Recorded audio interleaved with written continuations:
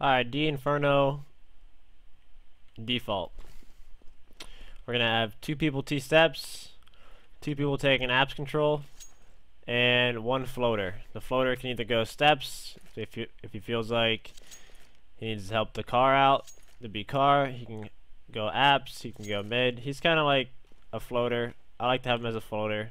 Some people might have set spots, but we'll get into the 4 set spots and, you know, we can figure it out here. So we have 1 guy. If you do have an opera on your team, some people like to have 1 op. Just in case you have 1 opera on your team, put him T steps all the time. So if he is here, he can help B car, op car. He can out middle here, and it's just kind of holding down the map control. Then you have 1 B guy. He can come up T steps here and just take control of banana at his own pace, and pretty much just making sure that they aren't pushed out and just rotating 4A and leaving 1B. So he's just defaulting B, trying to make things work, nading sandbags, pretty much just controlling. The opera can even flash for him. He can do he even flash for himself. One early flash over the tall roof, and then the opera can flash over the short roof while he's running up here. He can take quick control of it. And pretty much you just don't want the CTs to have control of it. So if the CTs are maybe smoking down, you might want to have a set smoke that smokes off the car, so that it gets them scared and they don't want to go down B.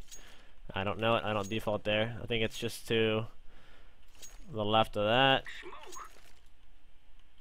So yeah, that right there, by just smoking up the car here, it gets you control of underneath the balcony and logs control, which is important on terrorists, because you don't want the CTs to be able to push down here and just control this whole banana area, because then you can't go banana late, and it just makes the CTs a lot more comfortable on CT. So that's the B area. That's what's down. And the opera, you know, he just floats around, can hold mid from here, whatnot, whatever. The other 2 guys is one's gonna jump up window here, and one's gonna go apps. And one of those 2 guys, I always recommend one of the 2 guys going up here every single round and just coming up here and just holding from up here, because you can't get flash from up here with the roof. And then if you're even playing this spot, which is really good, you'll see the flashes coming from a long time. If people throw over alt mid like this, since you're high up here, you see that flash coming for days. Just tuck in, tuck out, shoot the guy that's gonna peek window on you. So I like the guy to come up here. It really stops the aggression and punishes the CTs if they happen to do some aggression. And this guy, I think it's just good for him to spam this right here, which eliminates all these little boards here. So when your window jumper comes up, it's a lot easier to see in this dark room than with all those boards up. So I like for that guy to do that. And sometimes while I'm up here, I like to just throw down some spam right into the dark room, right like that. So that clears out that guy's role. The other guy's role, he can come up alt mid, right like this. However he wants, he can come this way, hold the long haul, and then he makes his way up. He can even come this way, it doesn't matter. Nade boiler, double nade it. After this guy drops down, you guys can double nade boiler like this, whatnot. If he wants to spam baby before he comes up, or dark room I called it, maybe you can spam together that guy from the balc. Just throw down some spam right here, comes up through the wall, hits the guy. So pretty much you're just coming up together. And once this guy gets here, he's gonna check baby, and once he checks, I call it baby room, once he clears out the dark room, this guy is watching his back here, because once he comes up here, so let me get the coordination down perfectly for you guys. Sorry, I'm jumping around. So this guy makes sure his boiler's clear, right like this. And as that's good, he can then, this window guy could then go check dark room, because he's exposing his back to this guy. So he checks dark room, it's clean. This guy can either swing across now knowing the dark room's clean, or they can do a together peek. So he says dark room's clean, alright, clears boiler. They double peek from both sides on this guy. So coordination together. It doesn't really matter. If he likes to play end of apartments, those are the adjustments you make. Just like you smoke banana car if they like to push down B a lot. So, and once you have control of this, that's good. Then, it's pretty much almost the whole default here. The perfect default would they get control of brackets here. We call this brackets area.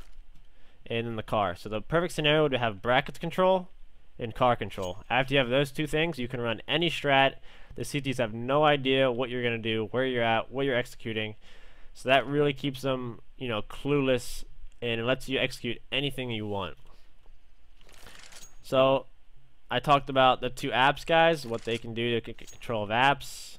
The T-steps guy, the banana guy, what they're going to do to get control of that. And then you have the floater. He can do whatever he needs to. Like I said, he could support the B guys. Maybe you're just having trouble with B. He can go and trade kill with the one solo B guy. So make sure, you know, you can double nade this together. It completely clears out. You just got to hit it right off the window here. And completely clears out sandbags like that. He can go up alt mid, smoke off arch side. Let's say the CTs aren't using their smokes mid until they like see someone or they see some action or something. So let's say you complete your default. You get apps control and car control. Now the caller needs to call a strat, and he's gonna say, "Oh, let's just do a porch and apps hit." So 3 porch, 2 apps.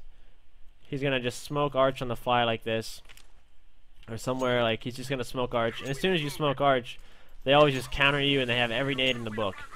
And that comes down to, you know, milking all their resources and all their nades. So at the start of the round, the floater, if they're doing that, the floater at the start of the round, or even anyone, should be using their nades at the start of the round so that when you actually execute a strat, that they don't have every nade to counter you.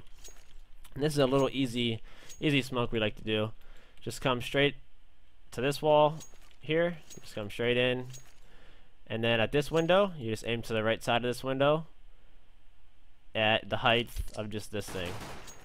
You know, you can just wing this smoke real quickly. So boom, side of that wall, up, and that smokes off your arch. So that helps you get this bracket control, and that might, you know, make them smoke mid, which is good, because now when you actually execute later in the round, they won't have a smoke mid, and you won't have to run and execute through a smoke. And yeah, that's pretty much it. But you have to just adjust and, you know, think on the fly what would counter them. So let's say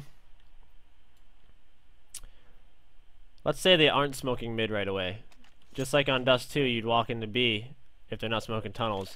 So if this guy middle, Opera knows that, hey, they're not smoking mid until we make some kind of move. So I'm going to make the move, and since they're not smoking me out mid, I'm going to come up mid and just op them. So that's another move you can do. And that's like at B. If they're not smoking the entrance here, you might just want to start peeking in. Like, if they're not stopping you from executing, just walk in and get some free picks. Oh, they changed that. And yeah, so just kind of read them, and after you complete the default, try to get brackets control, car control, and then you can freely execute anything. So the caller can adjust, you know, 3-2 halls, 4 back to B, 1 hold flank. And usually it's the halls guy that comes up here. He'll stay, you know, standardly, he'd stay boiler or alt mid watching the flank while 4 people are going to execute on a B, etc. So that's the D Inferno default. Thanks for watching, guys.